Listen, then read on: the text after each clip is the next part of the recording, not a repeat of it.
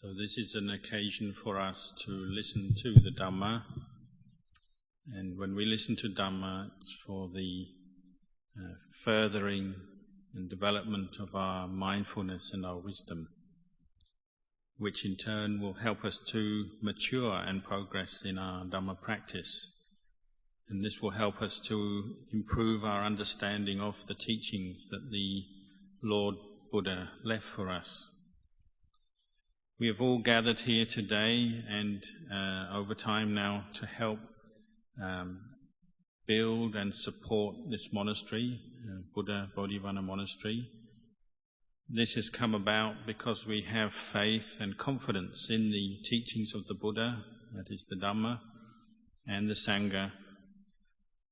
We also have Venerable Ajahn Anan living here as our abbot and teacher. He also has strong faith and confidence in the Buddha Dhamma Sangha and is able to lead us in that.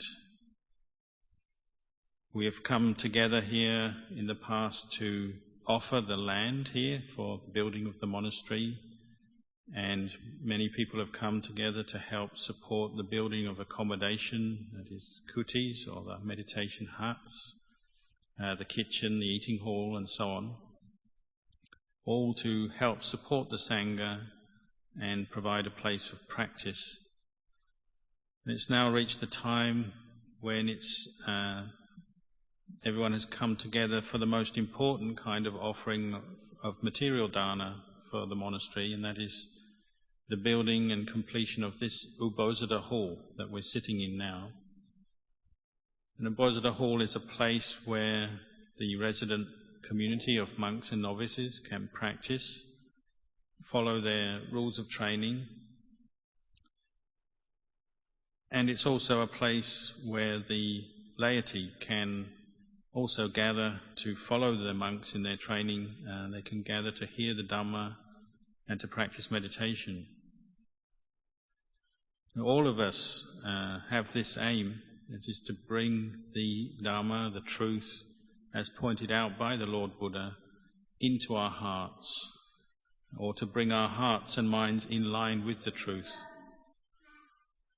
Because when we're able to see and know the Dhamma, then we can really see and know the Buddha. Even though the historical Buddha died 2,500 years ago, his teachings are still alive, and he is still alive through the teachings. It's through hearing and understanding the teachings that this leads on to the practice. And this monastery, Buddha Bodhivana Monastery, is a place of practice and a place to practice. Even though it's quite a long way out from Melbourne and its suburbs, you all still have the energy to come out here to offer dhana regularly, to come and listen to talks and to practice meditation. This is because you're all interested to train your minds to understand the Dhamma. And you understand and can see that the mind is something that's very important, because it's the beginning of everything. It's the source of all our happiness and suffering in life. Whatever we experience in life, whether it's happiness or suffering, it begins first in the mind. So if we put effort into practicing and training our minds, then it's possible for us to find a place of peace and coolness in there. This place of peace and coolness we can call Nibbana, the place of enlightenment. Even though at first we experience this temporarily, it's what we call Tatthanga Vimutti. It's like a temporary liberation of mind that comes through the practice of Dhamma, when all the mental defilements and the causes of suffering temporarily subside from our minds. Nevertheless, it's still a very important thing to experience. So as we train the mind and bring it to the point where we experience this temporary state of liberation, Tatthanga Vimutti, this is the cause for us to experience a deep, profound coolness and peace of mind.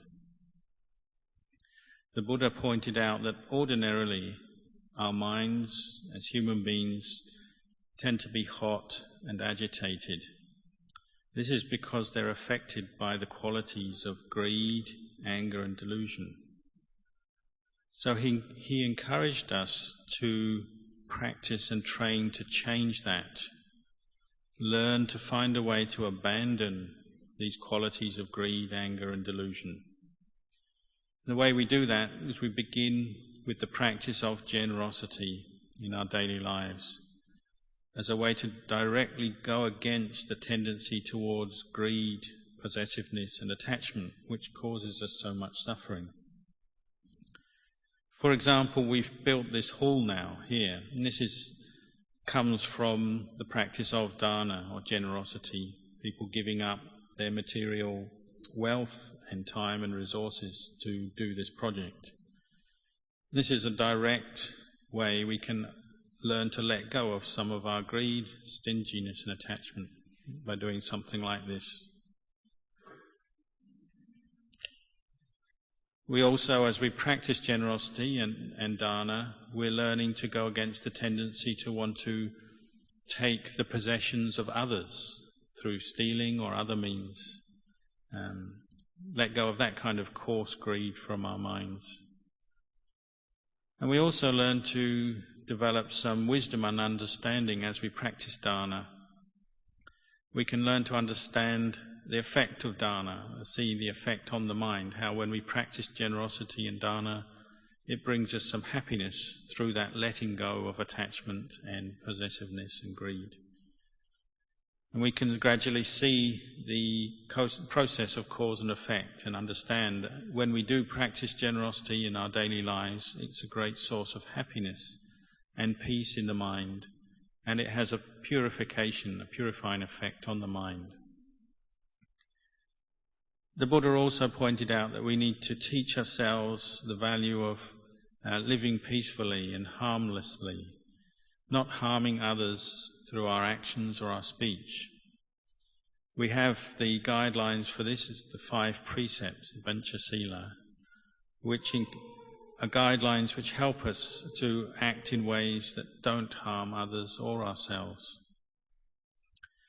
If a practitioner, a human being, has both the qualities of dhana, or generosity, and sila, that is moral virtue, then the power of goodness in their heart will be increasing.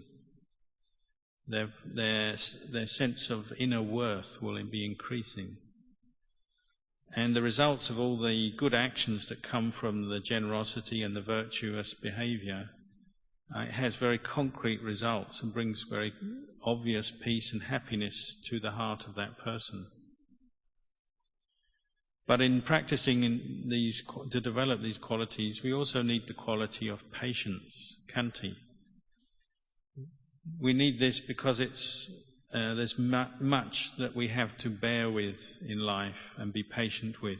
The various difficulties of living in the world, the challenges of living with other people.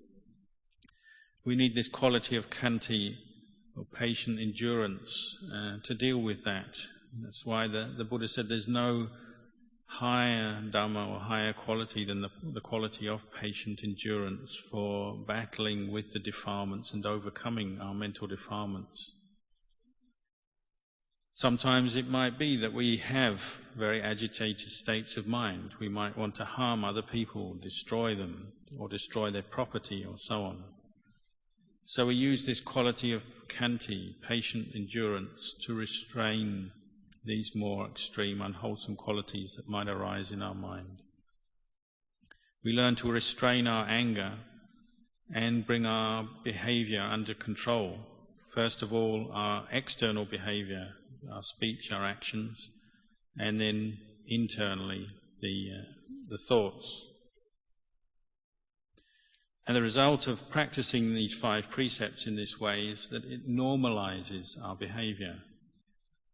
It's what we mean by normal is not harming anybody else or oneself through one's speech, one's actions.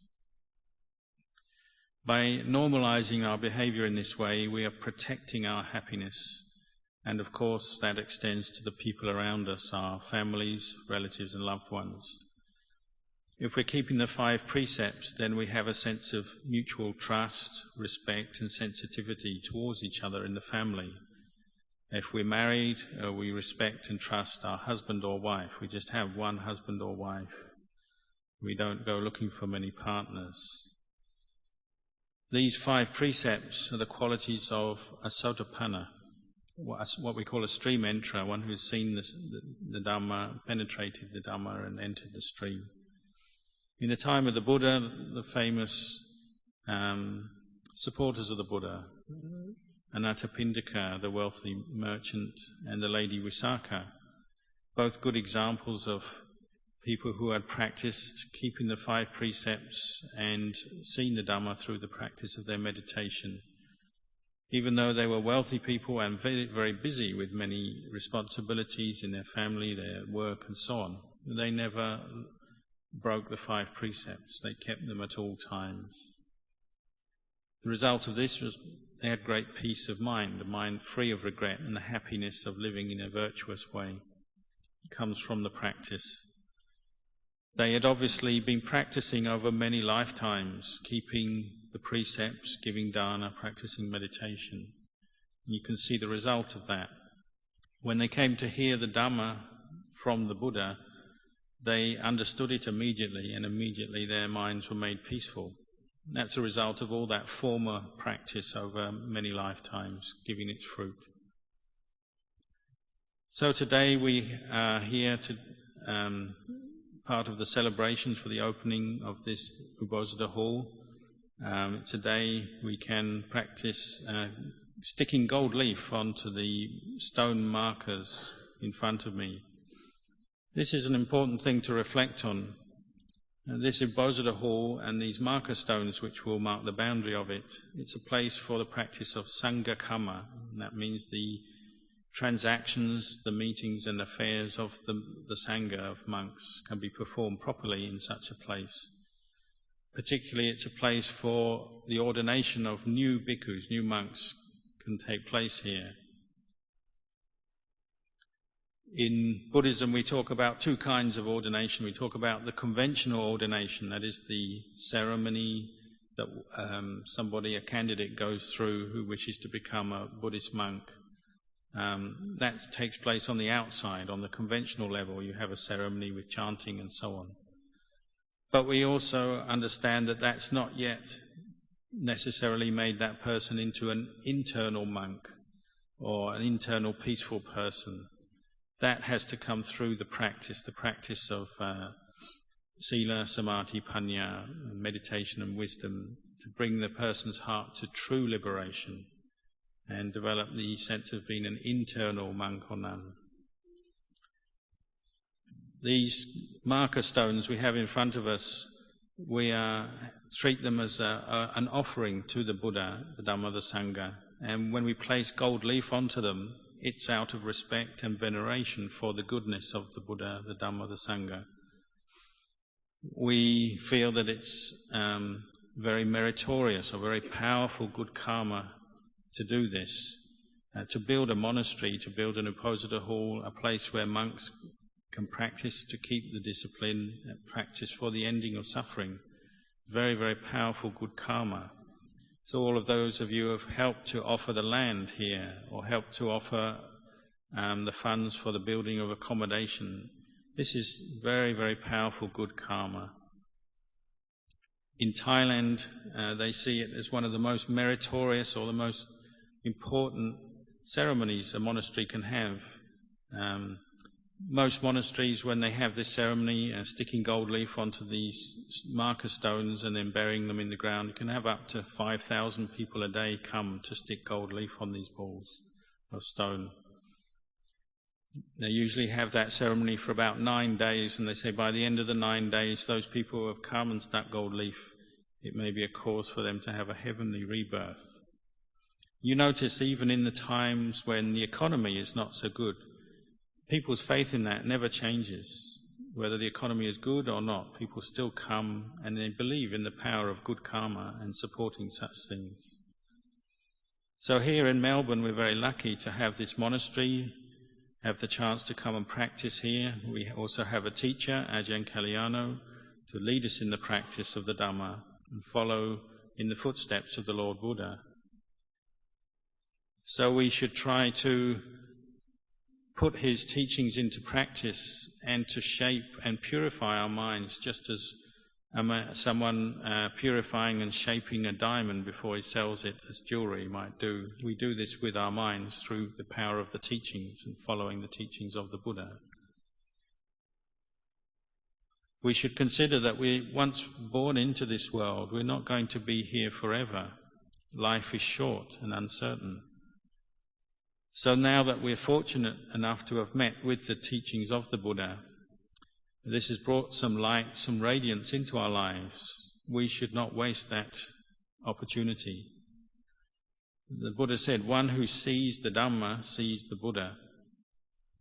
So take the opportunity to come and regularly listen to the Dhamma, to practice meditation, to keep the precepts. This is the way we can improve ourselves and mature our practice. And this will bring together the qualities, the causes and the conditions that will give rise to peace of mind and understanding of the Dhamma. So once we are practicing generosity and keeping the 5 precepts on a regular basis, we say that we have a foundation in our minds, in our hearts. And that is a foundation for the development of meditation, and particularly the quality of samadhi, concentration. The word samadhi literally means a mind that is firmly established.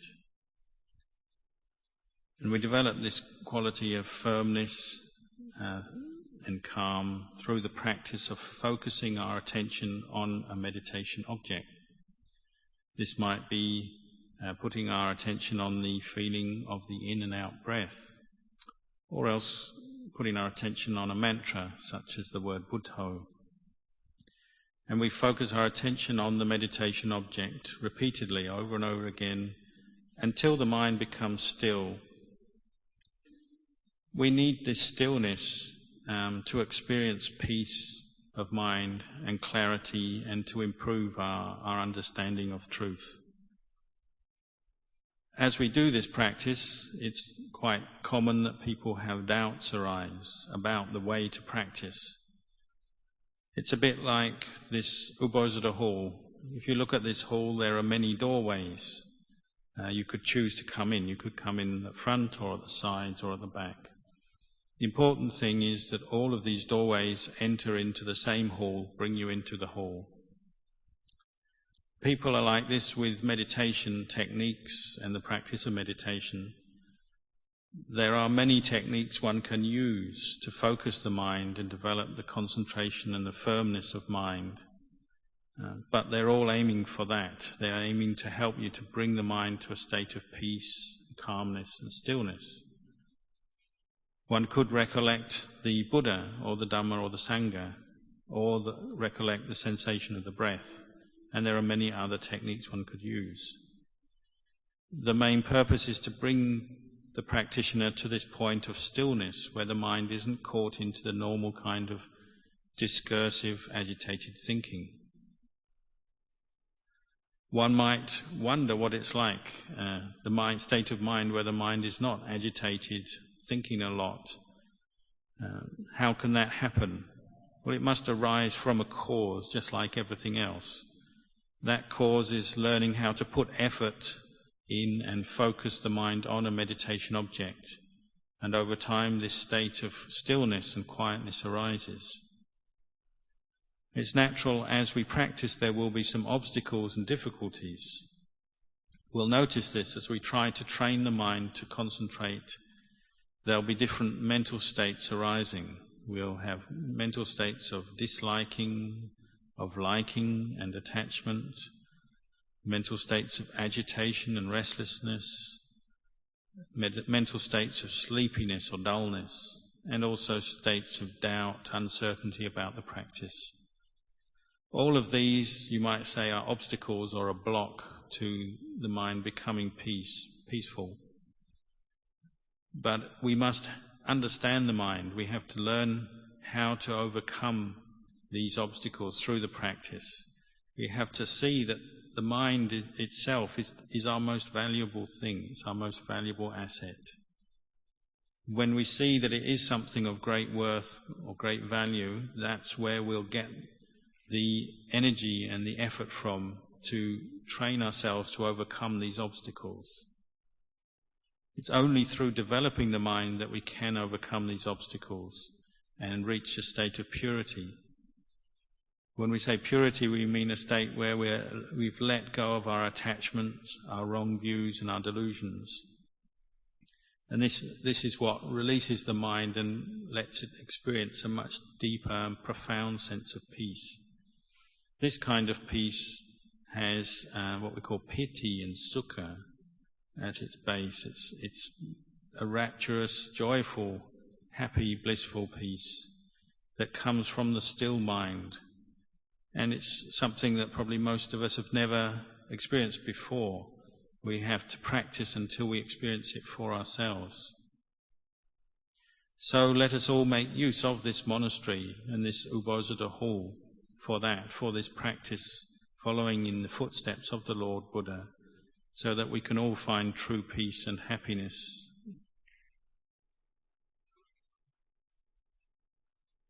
Through this training the mind in the practice of samadhi bhavana, developing the experience of stillness and firmness, this becomes a foundation for the growth and development of wisdom, insight.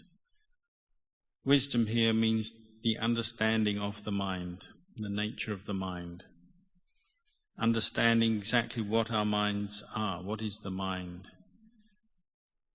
The mind is what we call a dhatu. It's just an element of nature, something that just exists. It's something that knows. How does the mind know? It knows through the six senses. The mind knows forms through the eyes, sounds through the ears, touch through the body, and so on. And it can also know internally different objects based on memories and thoughts.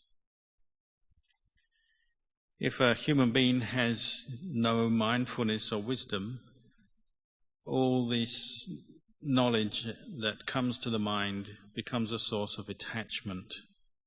The mind grasps at it, attaches to it, and this is a cause for suffering to arise. The way suffering arises is that literally the radiance, the brightness of the mind disappears as attachment occurs.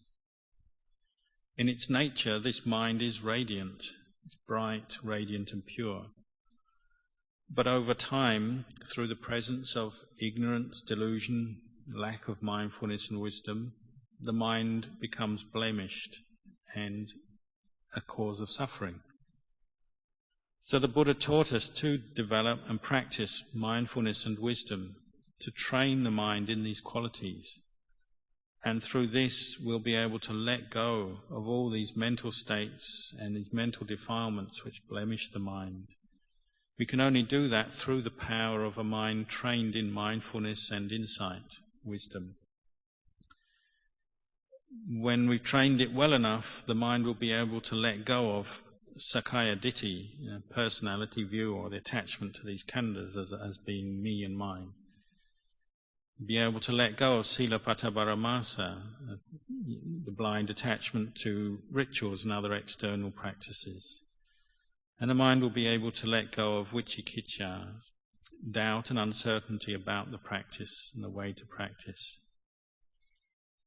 These three things that the mind can let go of, normally they're the cause for greed, anger and delusion to arise in the mind and heart of a human being, over and over again on a regular basis.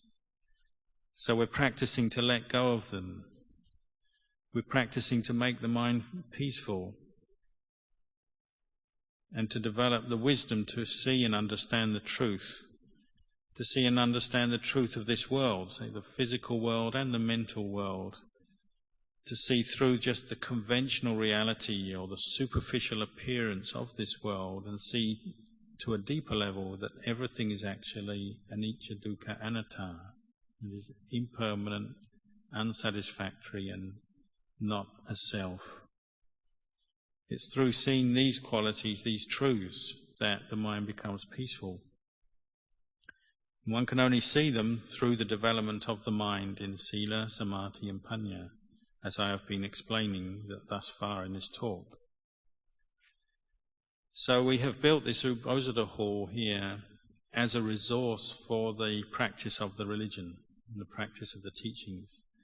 It's a place for the Sangha and the laity to come together to use and practice for that purpose, for developing the mind, to develop insight.